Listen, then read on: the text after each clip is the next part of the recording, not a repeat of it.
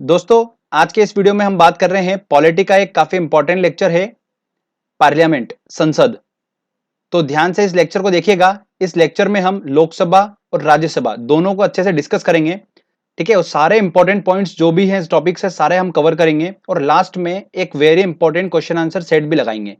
ठीक है, जो लास्ट ईयर एग्जाम में इस टॉपिक से क्वेश्चन पूछे हैं हम उसको टेस्ट में अच्छे से सॉल्व करेंगे। चलिए, सबसे पहले हम बात करते हैं भारत की संसद के बारे में। तो भारत के संविधान में संसदीय प्रणाली जो ली गई है वो किस संविधान से ली गई है? ब्रिटिश संविधान से ली गई है। ओके। संसद के तीन अंग कौन कौन से? लोकसभा, राज्यसभा और राष्ट्रपति। जो लोकसभा है उसे क्या बोला जाता है? निम्न सदन बोला जाता है। राज्यसभा को क्या बोला जाता है? उच्च सदन।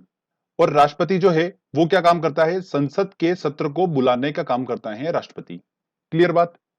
अब एग्जाम में ऐसा पूछ लेते हैं कि भारत की संसद का संविधान में किस आर्टिकल में उल्लेख है, ऐसा अगर पूछ लेते हैं तो देखिए मैंने एक बहुत अच्छी ट्रिक बनाई है, मैं आपको वो ट्रिक बताता हूं, उससे आप आसानी से याद रख लेंगे।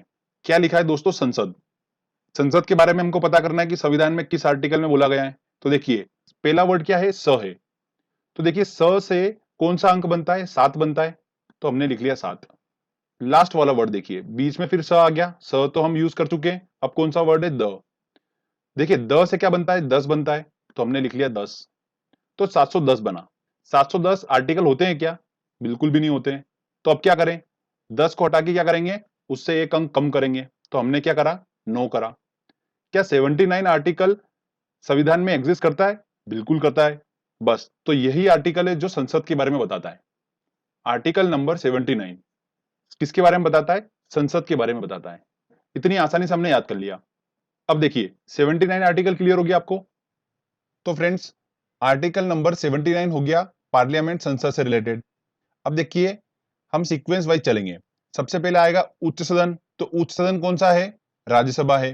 तो इसके बाद आर्टिकल कौन सा आ रहा हमारा? 80 नंबर का। तो आर्टिकल नंबर 80 में बताया है राज्यसभा के बारे में। ओके। उसके बाद आएगा निम्न सदन। तो देखिए निम्न सदन जो होगा वो आर्टिकल नंबर 81 होगा, 81। तो आपको सीक्वेंस ध्यान रखना है, 79, 80 और 81 का सीक्वेंस क्या होगा? संसद, फिर उसके बाद उच्च सदन आएगा, फिर निम्न सदन। क्लियर? इस सीक्वेंस में आप याद रखेंगे, आसानी से आप इसको याद कर पाएंगे। चलिए अब हम एक एक करके समझते हैं। सबसे पहले लोकसभा के बारे में, फिर राज्यसभा के बारे में। आपको सारे इंपॉर्टेंट पॉइंट्स बता रहा हूं मैं, जो जो भी एग्जाम में पूछे जाते हैं। इससे आउट बिल्कुल भी नहीं जाएगा, टेंशन मत लीजिए, बस ये पूरा लेक्चर अच्छे से समझिए। तो सबसे पहले हम बात करते हैं लोकसभा की। देखिए लोकसभा को हाउस ऑफ द पीपल बोला जाता है। क्या बोला जाता है? House of the people. और इसका ये नाम कब दिया गया था? 1954 में लोकसभा को ये नाम दिया गया था। ध्यान रखिएगा, ये सन बहुत इंपॉर्टेंट है, पूछा जाता है, 2 से 3 बार पूछा गया है अभी तक। तो मैं आपको बता चुका हूं कि लोकसभा जो है वो क्या है? निम्न सदन है। ठीक है, संसद की। लोकसभा के सदस्यों का जो कार्यकाल होता है वो कितने वर्ष का होता है? 5 वर्षों का होता है। लोकसभा के सदस्यों का जो निर्वाचन है वो किनके द्वारा होता है? जनता द्वारा होता है। डायरेक्टली जनता जो है वो क्या करती है? लोकसभा के सदस्यों का निर्वाचन करती है। ओके। अब बात करते हैं हम कि लोकसभा के अध्यक्ष और उपाध्यक्ष की नियुक्ति कौन करता है। तो लोकसभा के अध्यक्ष और उपाध्यक्ष की नियुक्ति कौन करते हैं? लोकसभा के सदस्य ही करते हैं। जब राष्ट्रपति एक संयुक्त सत्र बुलाता है, ठीक है, लोकसभा और राज्यसभा का, जब संयुक्त सत्र आता है तो उसकी अध्यक्षता भी कौन करता है? लोकसभा का अध्यक्ष ही करता है। क्लियर? लोकसभा का सदस्य बनने के लिए जो योग्यता होती है वो क्या क्या होती है? वो होती है भारत का नागरिक हो, और न्यूनतम आयु जो है वो कितनी होना चाहिए? 25 वर्ष।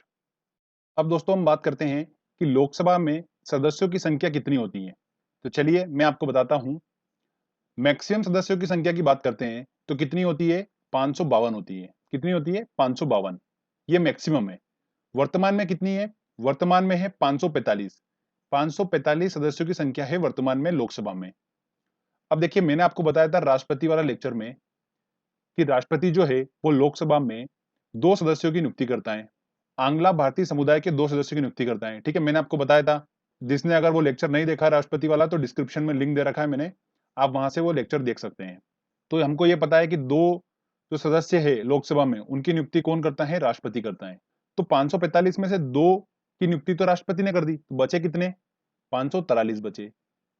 तो 543 जो हैं ये वो संख्या है जो निर्वाचन के द्वारा सदस्य चुने जाते हैं। ठीक है, मतलब 543 जो है निर्वाचन के द्वारा लोकसभा के सदस्य चुने जाते हैं। अब 543 में देखिए जो 530 होते हैं वो राज्यों से चुने जाते हैं और 13 चुने जाते हैं केंद्र शासित प्रदेशों से। ओके। ये मैंने आपको बताया वर्तमान की कंडीशन लेकर।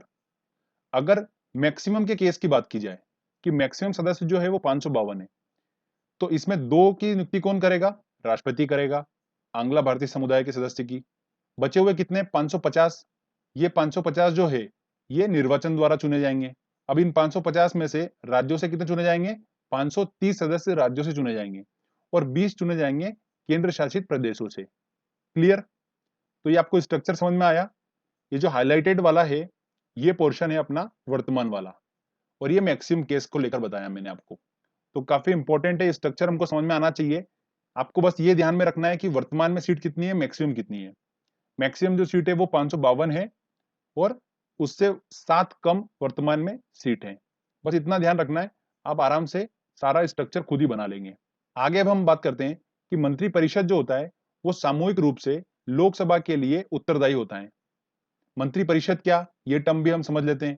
देखिए, एक ग्रुप ऑफ पीपल जिसके अंदर कैबिनेट मंत्री हो, राज्य मंत्री हो और बिना विभाग के मंत्री भी हो, इन सब की अध्यक्षता कौन करेगा? प्रधानमंत्री। इसे क्या बोला जाता है? मंत्री परिषद बोला जाता है। ये बात क्लियर हो गई? और ध्यान रखिए, मंत्री परिषद को ही क्या बोला जाता है? सरकार बोला जाता है। तो फ्रेंड्स, ये क्लियर हो गया कि मंत्री परिषद क्या है। यही मंत्री परिषद जो होता है लोकसभा के लिए उत्तरदायी होता है। ओके, अब दोस्तों हम एक टर्म को और डिस्कस करते हैं, अक्सर एग्जाम में पूछी जाती है, अविश्वास प्रस्ताव। अविश्वास प्रस्ताव क्या होता है? देखिए, अगर सिंपल वर्ड में बोले आपको, तो सरकार अपना बहुमत साबित करे, इसका मतलब ये होता है। अविश्वास प्रस्ताव विपक्ष रखता है, किसके प्रति रखता है? मंत्री परिषद मतलब सरकार के प्रति रखता है। कहने का मतलब ये कि सरकार अपना बहुमत साबित करे लोकसभा में। तो फिर क्या होगा? लोकसभा में वोटिंग होगी, और अगर सरकार ने अपना विश्वास मत हासिल कर लिया, मतलब बहुमत साबित कर दिया, तो अविश्वास प्रस्ताव जो होगा वो क्या हो जाता है? खारिज हो जाता है। अगर सरकार विश्वास मत हासिल नहीं कर पाई, मतलब बहुमत साबित नहीं कर पाई, तब क्या होगा? मंत्री परिषद को इस्तीफा देना पड़ेगा। ओके, अब इसको हम देखो रियल एक एग्जांपल समझते हैं। सरकार में कौन है? मोदी सरकार, ठीक है, बीजेपी है, और विपक्ष में कौन है? कांग्रेस है। तो कांग्रेस जो है उसने अविश्वास प्रस्ताव रखा, समझ लेते हैं। तो बीजेपी को क्या करना पड़ेगा? अपना बहुमत साबित करना पड़ेगा, और बहुमत का जो आंकड़ा है वो कितना है? 273 है, कि 273 सांसद जो है वो सपोर्ट में है। तो लोकसभा में वोटिंग हुई, और वोटिंग के फलस्वरूप क्या रिजल्ट आया कि ऐसा आ गया, मान लो कि 260 ही सांसद जो है वो सपोर्ट में है। तब उनको क्या करना पड़ेगा? पूरे मंत्री परिषद को इस्तीफा देना पड़ेगा। अगर वोटिंग के दौरान ऐसा हुआ कि हाँ विश्वास मत हासिल हो गया, तो फिर अविश्वास प्रस्ताव जो है वो खारिज हो जाएगा। तो ये बात आपको समझ में आई? तो चलिए हम क्या क्या समझे। पहली चीज तो यह कि विपक्ष द्वारा लोकसभा में सरकार को हराने या कमजोर करने की उम्मीद से रखा जाता है अविश्वास प्रस्ताव। सेकेंड चीज, अविश्वास प्रस्ताव एक सत्र में सिर्फ एक ही बार लाया जा सकता है। ओके, ये ध्यान रखिएगा। अगला पॉइंट देखिए, अविश्वास प्रस्ताव को रखने का तरीका क्या होता है? एक सदस्य पहले लिखित में नोटिस देगा और 50 सदस्य उसके समर्थन में होना चाहिए। तब क्या होगा कि लोकसभा का अध्यक्ष जो है वो क्या कराएगा? वोटिंग कराएगा और देखेगा कि सरकार अपना विश्वास मत हासिल कर पा रही है कि नहीं कर पा रही है। ओके, केवल लोकसभा में ही अविश्वास प्रस्ताव रखा जाता है, सिर्फ और सिर्फ लोकसभा में। क्यों? क्योंकि अविश्वास प्रस्ताव रखा किसके प्रति जा रहा है? मंत्री परिषद। विश्वनाथ प्रताप सिंह ऐसे पहले प्रधानमंत्री थे जो विश्वास मत को हासिल नहीं कर पाए थे। तो ये भी अक्सर पूछ लिया जाता है, तो आप ध्यान रखिएगा। देखिए, विश्वनाथ, तो विश्वास का विश्व, वहां पर वो वर्ड वर्ड सेम सेम हो रहा है, तो हम उससे याद रख सकते हैं। ओके, चलिए आगे और कुछ पॉइंट डिस्कस करते हैं। सदन की कार्रवाई के लिए न्यूनतम सदस्य संख्या कितनी होना चाहिए? 1/10 सदस्य उपस्थित होना ही चाहिए, तभी सदन की कार्रवाई चालू हो पाएगी, चाहे वो राज्यसभा भी हो। इसे क्या बोला जाता है? गणपूर्ति बोला जाता है। पहली लोकसभा महिला अध्यक्ष कौन थी? तो मीरा कुमारी थी। काफी इंपॉर्टेंट है। अब देखिए, जो पहले लोकसभा अध्यक्ष थे वो कौन थे? जीवी मावलंकर थे। ये एग्जाम में 4 बार रिपीट हो चुका है क्वेश्चन, ठीक है, तो बहुत ही ज्यादा इंपॉर्टेंट है, इसको आपको ध्यान रखना है। देखिए, पहले राष्ट्रपति का नाम, पहले उपराष्ट्रपति का नाम, ये तो सभी को पता होता है। पूछा तो ये जाएगा एग्जाम में कि पहले लोकसभा के अध्यक्ष का नाम क्या था, ये बहुत कम को पता होता है। तो वो कौन है? जीवी मावलंकर हैं, जो पहले लोकसभा अध्यक्ष थे। वर्तमान में कौन है लोकसभा के अध्यक्ष? सुमित्रा महाजन है।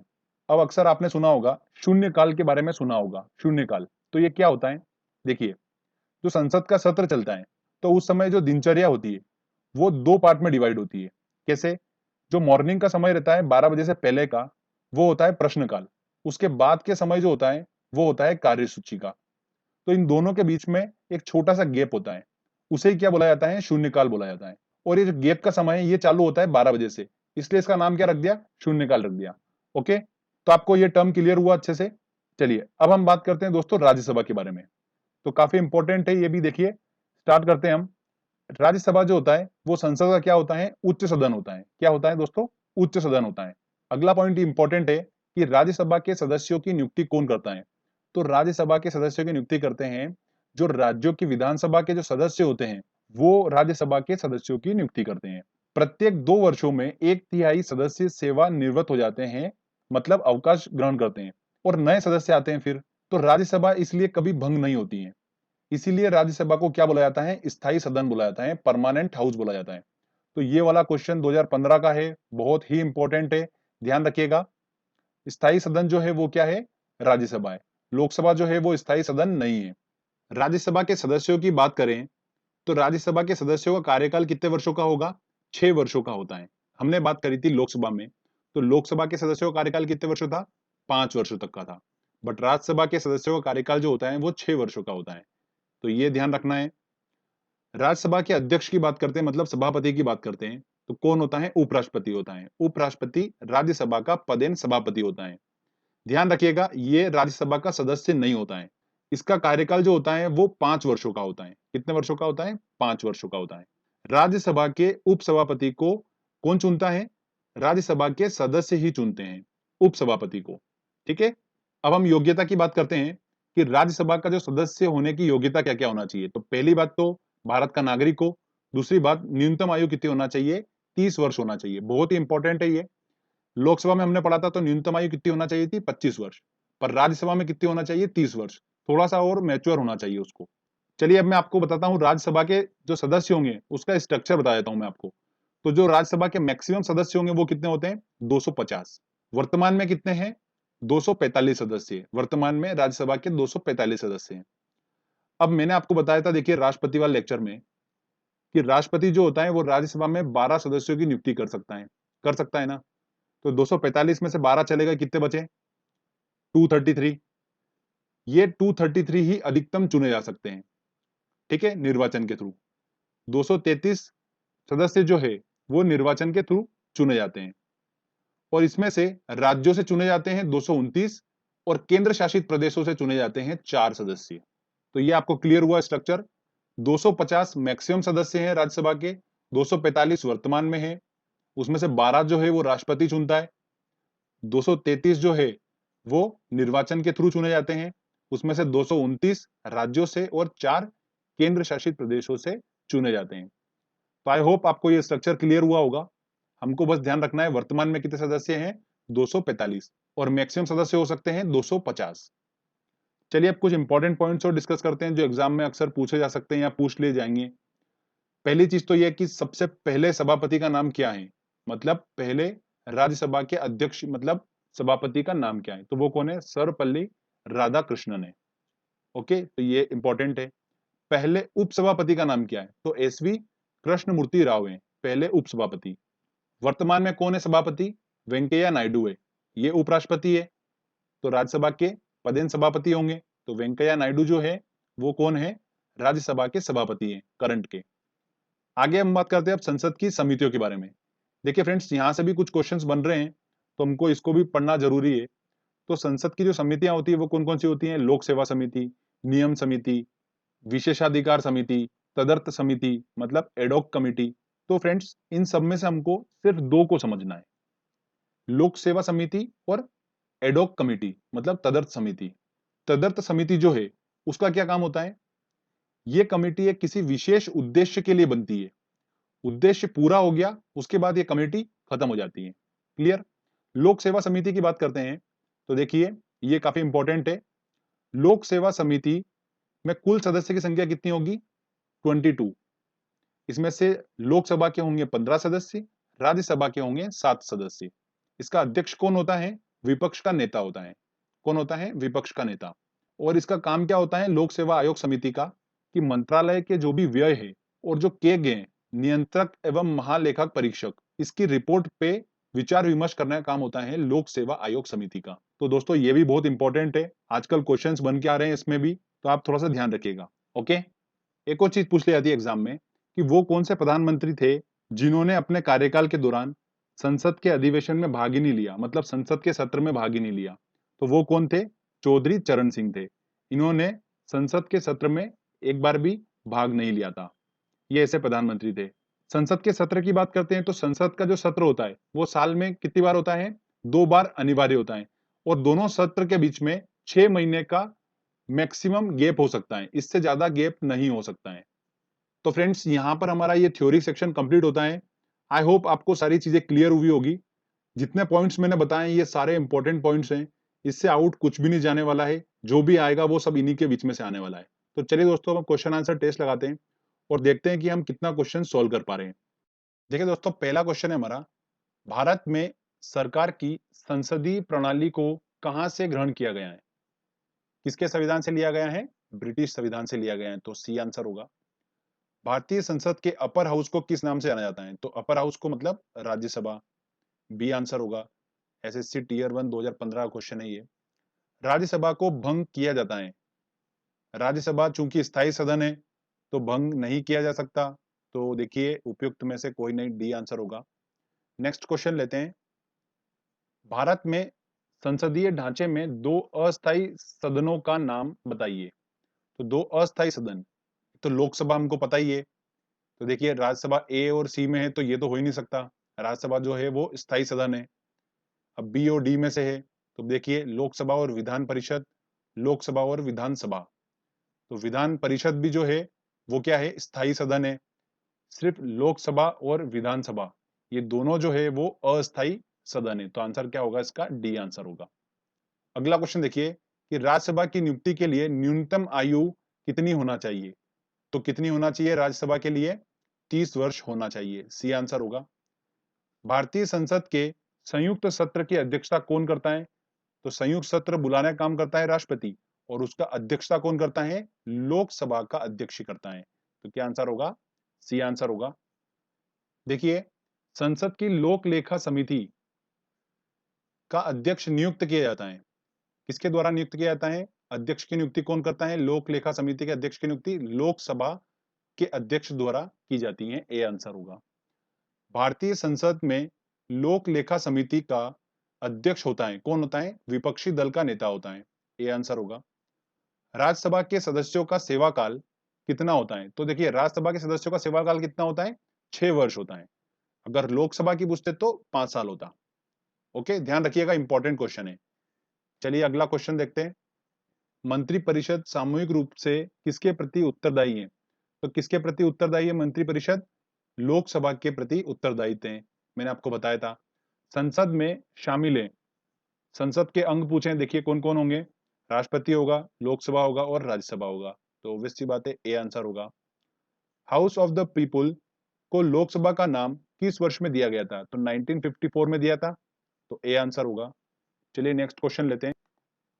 देखिए क्वेश्चन, निम्नलिखित में से कौन भारत में कानूनों को बनाता है? तो कौन बनाता है? मैंने आपको देखिए राष्ट्रपति वाले लेक्चर में भी बताया था। तो कौन बनाता है? राष्ट्रपति और संसद के दोनों सदन मिलकर, तो क्या आंसर होगा? सी आंसर होगा। स्वतंत्र भारत की लोकसभा का पहला अध्यक्ष कौन है? देखिए कितना इंपॉर्टेंट क्वेश्चन है। पहले अध्यक्ष कौन थे? जीवी मावलंकर थे, तो डी आंसर होगा। वह प्रधानमंत्री कौन है जिन्होंने अपने कार्यकाल के दौरान संसद के अधिवेशन सत्र में भाग ही नहीं लिया? तो वो कौन है? चौधरी चरण सिंह थे, तो डी आंसर होगा। नेक्स्ट क्वेश्चन देखते हैं। भारतीय संविधान के अनुसार संसद के दोनों सदनों का अधिवेशन एक वर्ष में कम से कम कितनी बार बुलाना जरूरी है? 2 बार बुलाना जरूरी है, तो सी आंसर होगा। संसद के किसी सदन के 2 सत्रों के बीच अंतराल किससे अधिक नहीं होना चाहिए? तो 6 महीने से अधिक नहीं होना चाहिए, तो बी आंसर होगा। यदि संसद किसी विशिष्ट उद्देश्य के लिए कोई समिति नियुक्त करे तो उसे क्या बोलेंगे हम? एडॉक कमेटी बोलेंगे, तदर्थ समिति। मैंने आपको बताया था, तो आंसर क्या होगा इसका? बी आंसर होगा। देखिए अगला क्वेश्चन, संसद में अविश्वास प्रस्ताव के बारे में निम्नलिखित में से कौन सा सही है? तो देखिए संविधान में इसका कोई उल्लेख नहीं है, बिल्कुल सही बात है। एक अविश्वास प्रस्ताव के बाद दूसरा अविश्वास प्रस्ताव प्रस्तुत करने के लिए 12 माह अवधि आवश्यक होनी चाहिए, ये तो बिल्कुल गलत। सदन में प्रस्तुत करने से पहले कम से कम 100 व्यक्ति उस प्रस्ताव का समर्थन अवश्य करें, ये भी गलत। यह केवल लोकसभा में ही प्रस्तुत किया जा सकता है, बिल्कुल सही। तो कौन सा है? पहला और चौथा सही होगा, मतलब डी आंसर होगा। किस सदन में अध्यक्ष उस सदन का सदस्य नहीं होता है? तो राज्यसभा में जो उसका अध्यक्ष होता है वो उसका सदस्य नहीं होता है। मैंने आपको बताया था, तो इसका आंसर क्या होगा? बी आंसर होगा। भारतीय संसद की सबसे महत्वपूर्ण विशेषता है कि इसमें राष्ट्रपति भी शामिल है। तो इसका आंसर क्या होगा? बी आंसर होगा। यही सबसे महत्वपूर्ण विशेषता होती है कि इसमें राष्ट्रपति शामिल होता है संसद में। राष्ट्रपति द्वारा राज्यसभा के सदस्यों के नामांकन का नियम किस देश के संविधान से लिया गया था? तो देखिए, राष्ट्रपति जो है वो 12 सदस्य मनोनीत करता है राज्यसभा में। ये चीज किसके संविधान से ली गई है? ये लिया गया है आयरलैंड के संविधान से। तो इसको आपको ध्यान रखना है। लोकसभा आयोजित करने के लिए अपेक्षित गणपूर्ति क्या होना चाहिए? मतलब मिनिमम कितने सदस्य रिक्वायर्ड होना चाहिए? तो कितने होना चाहिए? 1/10 सदस्य। सी आंसर होगा। देखिए, अगला क्वेश्चन काफी इंपॉर्टेंट है। भारतीय संविधान के अधिकांश उपबंधों का संशोधन किया सकता है, मतलब संविधान में संशोधन कौन कर सकता है? तो राज्य विधानसभाओं द्वारा एक साथ मिलकर? ये नहीं हो सकता। अकेले संसद द्वारा? बिल्कुल, संसद द्वारा ही पॉसिबल है। ये पहले भी मैं आपको बता चुका हूं। नेक्स्ट देखिए, कौन सा अनुच्छेद संसद को राज्य सूची के विषयों पर कानून बनाने का अधिकार देता है? तो ये देता है आर्टिकल नंबर 249। इसको ध्यान रख सकते हैं आप। देखिए दोस्तों, अगला क्वेश्चन है, लोकसभा के निर्वाचित सदस्यों की अधिकतम संख्या हो सकती है? कितनी हो सकती है? तो मैंने आपको बताया था मैक्सिमम सदस्य कितने हो सकते हैं? 552 सदस्य हो सकते हैं। इसमें से 2 जो होंगे वो राष्ट्रपति मनोनीत करेगा आंग्ला समुदाय के। बचे कितने? 550। 550 में से देखिए 530 जो होते हैं वो राज्यों से निर्वाचित होंगे, और केंद्र शासित प्रदेश से कितने होंगे? 20 सदस्य केंद्र शासित प्रदेश से चुने जाते हैं। तो 530 क्या आंसर होगा? ए आंसर होगा। ठीक है दोस्तों, चलिए अगला क्वेश्चन देखते हैं। निम्नलिखित में से लोकसभा की प्रथम महिला अध्यक्ष कौन है? तो प्रथम महिला अध्यक्ष कौन थी? मीरा कुमारी थी। अगला क्वेश्चन देखिए कि भारतीय सदन का जनता द्वारा निर्वाचित सदन निम्न में से कौन सा है? तो जनता द्वारा निर्वाचित सदन कौन सा है? एक ही है, लोकसभा। बी आंसर होगा। भारतीय संसद के कामकाज में शून्यकाल का अर्थ है? शून्यकाल का मतलब क्या है? प्रश्नकाल से पहले का समय नहीं, प्रश्नकाल के बाद का समय है। तो देखिए, सत्र का पहला घंटा, ये भी नहीं है। जब विशेषाधिकार प्रस्ताव स्वीकार कर लिया जाए, ये भी नहीं है। तो इसका आंसर क्या होगा? डी आंसर होगा। शून्यकाल क्या होता है? प्रश्नकाल के जस्ट बाद का समय होता है शून्यकाल। ओके फ्रेंड्स, तो ये देखिए यहां पर हमारा ये टेस्ट का सेशन जो होता है वो कंप्लीट होता है। तो आई होप आपने मैक्सिमम क्वेश्चंस अच्छे से टिक करे होंगे, बिल्कुल सही सही। और मैं बोल सकता हूं कि आपको एग्जाम में इन्हीं क्वेश्चंस में से देखने को मिलेंगे। तो फ्रेंड्स, अगर आपको वीडियो अच्छा लगा है तो जल्दी से वीडियो को लाइक करिए, दोस्तों के साथ शेयर करिए और कमेंट करके बताइए मुझे कि वीडियो कैसा लगा। अगर आपने अभी तक चैनल को सब्सक्राइब नहीं करा है तो सब्सक्राइब भी कर लीजिए, क्योंकि इस तरीके के वीडियो जब भी मैं अपलोड करूंगा आपको उसका बेनिफिट मिलता रहेगा। तो फ्रेंड्स, मिलते हैं अगले वीडियो में। जय हिंद, जय भारत।